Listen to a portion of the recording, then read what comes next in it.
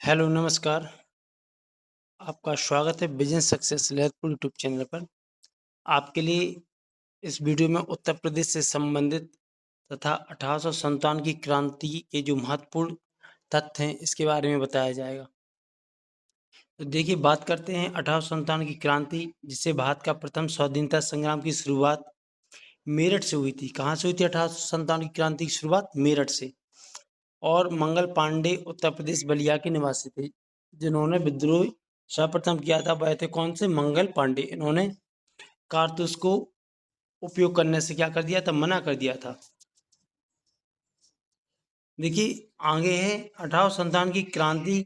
इस विद्रोह से सर्वाधिक प्रभावित क्षेत्र आपका अवध और बुंदेलखंड का क्षेत्र हुआ था।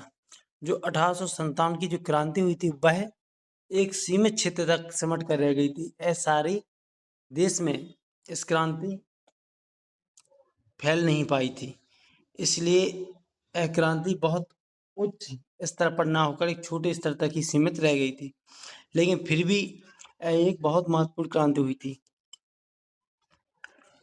1857 ईस्वी के इस विद्रोह में शीघ्र ही अलीगढ़, बरेली, लखनऊ, कानपुर, इलाहाबाद आदि को स्वतंत्र कराने के बाद विद्रोही सैनिकों एवं जमींदारों ने वहां अपनी सरकारें स्थापित कर ली थी। 1857 ईस्वी के विद्रोह का विस्तार देखिए तो इटावा, मैनपुरी, एटा, मथुरा, शाहजहांपुर, बदायूं, आजमगढ़, सीतापुर, लखीमपुर खीरी, बाराबंकी, बनास, फैजाबाद, फतेहपुर, हाथरस आदि छोटे छोटे नगरों एवं कस्बों तक भी हो गया था। यानी कि उत्तर प्रदेश के बहुत सारे जो जिले हैं उस समय 1857 की क्रांति में सम्मिलित हो गई थी। अवध की बेगम हजरत महल ने लखनऊ में विद्रोह का नेतृत्व किया था। यदि पूछा जाए कि लखनऊ से नेतृत्व किसने किया था, तो आपको याद रखना है कि अवध की बेगम हजरत महल ने। और बेगम ने अपने अल्पवयस्क पुत्र ब्रिजेश कादर को अवध का नवाब बना दिया था। उस समय कोई जेंट्स यानी कि कोई व्यक्ति ही नवाब बनाया जाता था, तो या फिर जो मुख्य सरकार का जो मुख्य उत्तरदायित्व होता था चलाने का, तो वह एक व्यक्ति ही होता था। इसलिए अल्पवयस्क पुत्र को बेगम हजरत महल ने क्या बना दिया था? अवध का नवाब घोषित कर दिया गया था। देखिए, स्थान तथा नेतृत्वकर्ता लखनऊ से किसने किया था नेतृत्वकर्ता? बेगम हजरत महल ने। यह पूछा जाता है। कानपुर से नाना साहब मुख्य संचालक कौन थे? तात्या टोपे। कानपुर से किसने नेतृत्व करता थे? नाना साहब। तथा उनके मुख्य संचालक करता थे तात्या टोपे। बरेली से खान बहादुर खां। बरेली से किसने? खान बहादुर खान ने। झांसी से रानी लक्ष्मीबाई ने।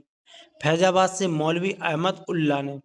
इलाहाबाद से या प्रयागराज, इलाहाबाद प्रयागराज से मौलवी लियाकत अली ने। कालपी से किसने किया था? तात्या टोपे ने। और इन्होंने कानपुर से तथा कालपी से दोनों जगह से मुख्य भूमिका निभाई थी संचालक की। मथुरा से देवी सिंह ने, मेरठ से कदम सिंह ने और बागपत से साहेमल ने। तो आपको याद रखना है, मथुरा से पूछा जाए तो देवी सिंह ने, मेरठ से कदम सिंह ने और बागपत से साहेमल ने। झांसी में 1857 की क्रांति का नेतृत्व जो झांसी में सन 1857 की क्रांति का नेतृत्व रानी लक्ष्मीबाई ने किया था। इनका बचपन का नाम मनु था। कई बार पूछा जाता है एग्जाम में। रानी लक्ष्मीबाई की वीरता पर मुग्ध होकर जनरल हीरोज ने कहा था कि विद्रोहियों में यदि कोई मर्द था तो वह थी रानी। इन्होंने क्या कहा था जनरल हीरोज ने कि यदि 1857 की क्रांति में मुझे कोई मर्द दिखा था तो वह मर्द था कौन था? रानी लक्ष्मीबाई। 5 जून 1857 को नाना साहब को बिठूर कानपुर का पेशवा घोषित किया गया। अजीजन बेगम का जन्म लखनऊ में हुआ था। दुर्भाग्यवश वे उस समय की मशहूर तयायफ उमराव जान अदा के साथ कानपुर में नाचने गाने का काम करने लगी थी। 1 नवंबर सन 1858 को इलाहाबाद में लॉर्ड कैनिंग ने महारानी विक्टोरिया का घोषणा पत्र पढ़कर सुनाया था। सन 1858 ईस्वी में दिल्ली में डिवीजन को उत्तर पश्चिम उत्तर प्रदेश से अलग कर दिया गया तथा प्रदेश की राजधानी को आगरा से इलाहाबाद स्थानांतरित कर दिया गया।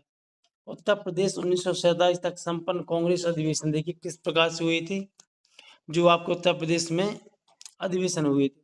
तो सन 1888 इलाहाबाद स्थान है और जॉर्ज यूले ने क्या की थी? अध्यक्षता की थी। किसने? जॉर्ज यूले ने। 1892 इलाहाबाद डब्ल्यूसी बनर्जी। 1899 लखनऊ अधिवेशन हुआ था और रोमेशचंद दत्त ने क्या की थी? इसकी अध्यक्षता की थी। 1905 में बहुत महत्वपूर्ण अधिवेशन था। पूछा जाता है बनारस अधिवेशन और गोपाल कृष्ण गोखले ने इसकी क्या की थी, अध्यक्षता की थी। 1910 में इलाहाबाद में हुआ था, विलियम वैंडरबिल्ट ने इसकी अध्यक्षता की थी। 1916 कई बार पूछा जाता है कहाँ पे हुआ था, लखनऊ। तो आपको याद रखना 1905 बनारस अधिवेशन गोपाल कृष्ण गोखले ने अध्यक्षता की थी। उसके बाद देखिए 1916 में लखनऊ अंबिकाचरण मजूमदार ने 1916 में क्या किया था, अंबिकाचरण मजूमदार ने इसकी क्या थी, अध्यक्षता की थी। 1925 में देखिए तो कानपुर में अधिवेशन था और सरोजिनी नायडू ने क्या की थी, इसकी अध्यक्षता की थी। आइए अगला प्रश्न है, 1936 में लखनऊ जवाहरलाल नेहरू जी ने क्या की थी, इसकी अध्यक्षता की थी। 1940 में मेरठ में जेबी कृपलानी ने क्या की थी, इसकी अध्यक्षता की थी। आइए कुछ महत्वपूर्ण तथ्य, तो भारतीय राष्ट्रीय कांग्रेस के, देखिए भारतीय राष्ट्रीय कांग्रेस के उत्तर प्रदेश में सर्वाधिक 3 बार अधिवेशन हुए थे।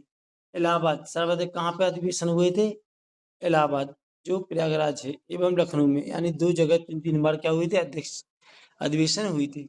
वर्ष 1916 में कांग्रेस और मुस्लिम लीग का अधिवेशन एक साथ लखनऊ में संपन्न किया गया था।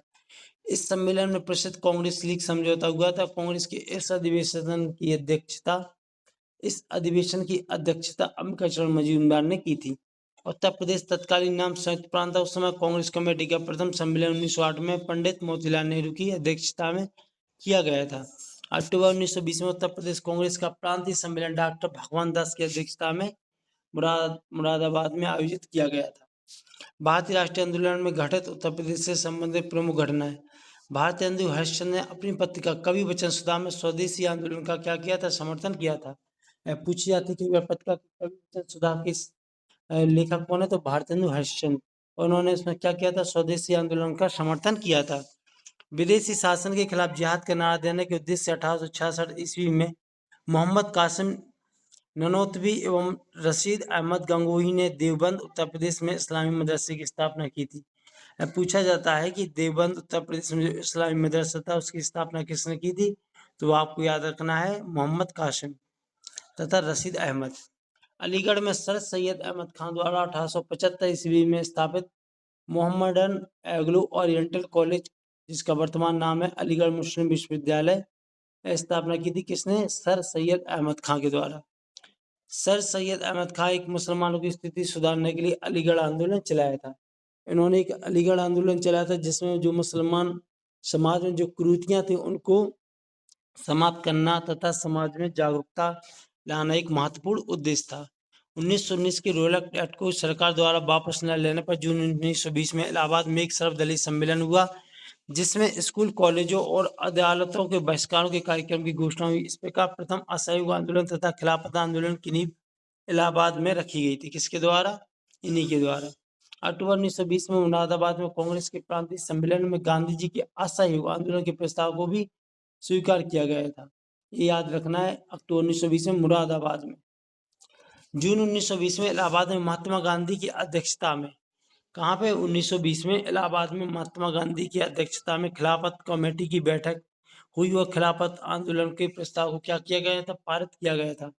असहयोग आंदोलन के दौरान बनारस में राष्ट्रीय शिक्षा के विकास हेतु राष्ट्र रत्न शिव प्रसाद गुप्ता द्वारा काशी विद्यापीठ की स्थापना की गई थी।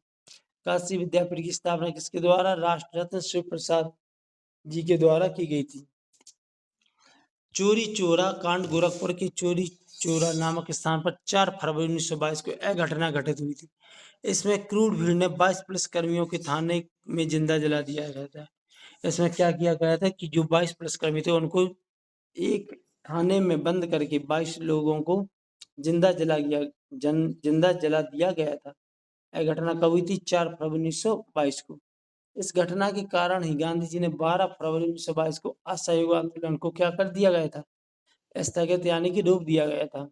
1923 में चित्तरंजन दास तथा मोतीलाल नेहरू ने मिलकर इलाहाबाद में स्वराज पार्टी की स्थापना की थी, जिसके अध्यक्ष सी.आर. दास तथा महासचिव मोतीलाल नेहरू थे।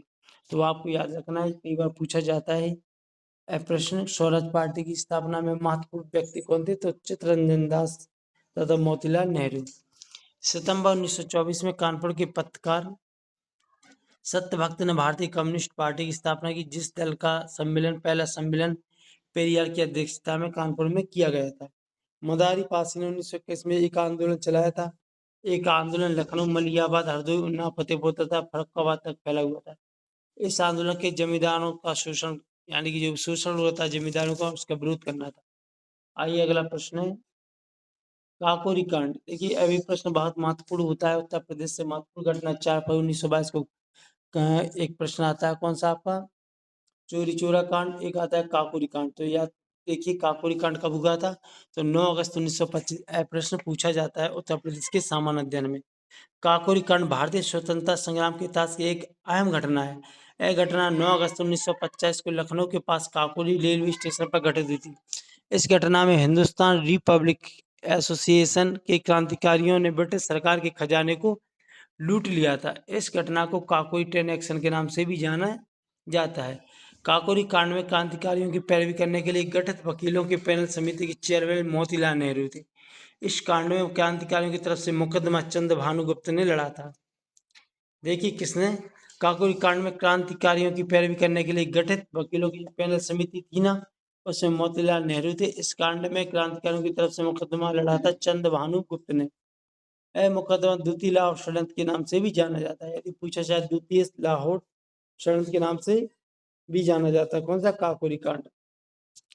देखिए कई बार प्रश्न पूछा जाता है काकोरी कांड में शामिल क्रांतिकारियों को फांसी कौन कौन से लोगों को फांसी दी गई थी, तो आपको याद रखना है पंडित राम प्रसाद बिस्मिल को गोरखपुर जेल में, अशफाक उल्ला खान को फैजाबाद जेल में, और ठाकुर रोशन सिंह को इलाहाबाद प्रयागराज जेल में, और राजेंद्र नाथ लाहिड़ी को उत्तर प्रदेश के गोंडा जिले में।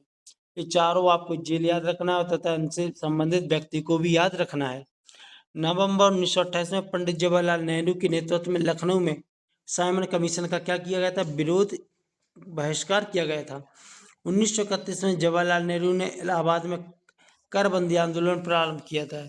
कुछ अन्य महत्वपूर्ण तथ्य देखिए 1918 में गौरी शंकर मिश्र, इंद्र नारायण द्विवेदी तथा मदन मोहन मालवीय उत्तर प्रदेश किसान सभा की स्थापना की थी। कई बार पूछा जाता है उत्तर प्रदेश किसान सभा की स्थापना कब की गई थी, तो आपको याद रखना 1918 में कौन कौन थे, गौरी शंकर मिश्र, इंद्र नारायण द्विवेदी तथा मदन मोहन मालवीय। बाबा रामचंद्र ने सन 17 अक्टूबर 1920 को प्रतापगढ़ में अवध किसान सभा का गठन किया था। ऑल इंडिया किसान सभा का गठन 11 अप्रैल 1936 को कांग्रेस के लखनऊ अधिवेशन में हुआ था। स्वामी सहजानंद सरस्वती इसके प्रथम अध्यक्ष थे। 1924 में चंद्रशेखर आजाद के द्वारा कानपुर में हिंदुस्तान रिपब्लिकन एसोसिएशन की स्थापना की गई थी। कई बार पूछा जाता है कि हिंदुस्तान रिपब्लिकन एसोसिएशन की अध्यक्षता किसने की थी, तो आपको याद रखें चंद्रशेखर आजाद जी के द्वारा 1924 में। इस संगठन में शामिल व्यक्ति थे सचिन नाथ संथाल, योगेश चंद्र बनर्जी चटर्जी, राम प्रसाद बिस्मिल, राजेंद्र लाहिड़ी इत्यादि क्रांतिकारी शामिल थे। 1937 के चुनाव में संयुक्त प्रांत में कुल 164 सामान्य सीटों में से कांग्रेस को 164 सीटों में से 134 यानी 134 सीटें ही मिली थी। आइए भारत छोड़ो आंदोलन, अगला प्रश्न है गोविंद वल्लभ पंत संयुक्त प्रांत, ये पूछा जाता है गोविंद वल्लभ पंत संयुक्त प्रांत में 1937 में गठित कांग्रेस सरकार के प्रधानमंत्री थे। इस सरकार ने, यदि पूछा जाए प्रथम उत्तर प्रदेश के कौन थे, तो गोविंद वल्लभ पंत कौन थे हमारे देश उत्तर प्रदेश के प्रथम मुख्यमंत्री। इस सरकार ने अक्टूबर 1939 में एक विस्तृत अधिनियम द्वारा कुटीर उद्योगों की स्थापना के साथ काश्तकारों की समस्याओं के समाधान का प्रयास किया था। भारत छोड़ो आंदोलन बहुत महत्वपूर्ण आंदोलन था। 1942 के दौरान बलिया में चित्तू पांडे ने समांतर सरकार का गठन किया था। 1942 के आंदोलन में गिरफ्तारी के बाद जवाहरलाल नेहरू को गोरखपुर की जेल में रखा गया था। 15 अगस्त 1947 को स्वतंत्र भारत के संयुक्त प्रांत में प्रथम कांग्रेस सरकार का गठन पंडित गोविंद वल्लभ के नेतृत्व में किया गया था। उत्तर प्रदेश में सामाजिक धार्मिक सुधार देखिए सन 1861 ईस्वी में शिव दयाल साहब द्वारा आगरा में राधा स्वामी सत्संग की स्थापना की गई थी। राधा स्वामी सत्संग की स्थापना शिव दयाल साहब के द्वारा। थियोसॉफिकल सोसाइटी की एनिवर्सरी ने 1898 में बनारस में सेंट्रल हिंदू कॉलेज स्थापित किया था। किसने, थियोसॉफिकल सोसाइटी की स्थापना एनिवर्सरी ने सन 1898 ईस्वी में बनारस सेंट्रल हिंदू कॉलेज स्थापित किया था, जिसे मदन मोहन मालवीय जी के द्वारा 1916 में इसे BHU बनारस हिंदू यूनिवर्सिटी में बदल दिया गया था। सर सैयद अहमद खान ने मुस्लिम समाज में समाज सुधारक हेतु अलीगढ़ आंदोलन चलाया तथा 1875 ईस्वी में अलीगढ़ में मोहम्मडन एग्रो ओरिएंटल कॉलेज जो बाद में अलीगढ़ मुस्लिम विश्वविद्यालय बन गया था, तथा साइंटिफिक सोसाइटी की स्थापना की थी। मोहम्मद कासिम ननोतवी तथा रशीद अहमद गंगोई ने 1867 में सहारनपुर में शुद्ध इस्लामी शिक्षा के केंद्र में रूप में देवरसद स्कूल की स्थापना की थी। मौलाना शिबली नुमानी ने 1894 ईस्वी में नवदाय उल मुल्क की स्थापना की थी। प्राकृतिक आपदा के समय समाज सेवा करने तथा शिक्षा को प्रोत्साहन देना हेतु 1914 में हृदयनाथ कुंजरू ने इलाहाबाद में सेवा समिति की स्थापना की थी। ऐसे आपके महत्वपूर्ण प्रश्न जो आपके उत्तर प्रदेश से संबंधित 1897 की क्रांति में पूछे जाने की संभावना है। तो आप लोग जुड़े रहिए इस चैनल के साथ, लाइक सब्सक्राइब और शेयर अधिक से अधिक करिए। थैंक यू, धन्यवाद।